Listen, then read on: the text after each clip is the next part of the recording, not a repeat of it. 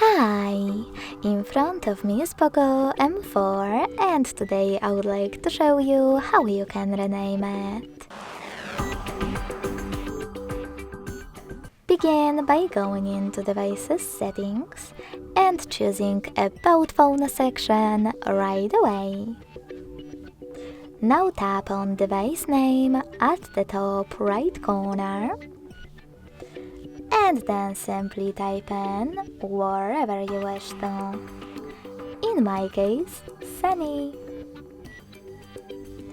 Now to discard your new name, click on this X at the top left corner and to save it, on the check mark at the top right one.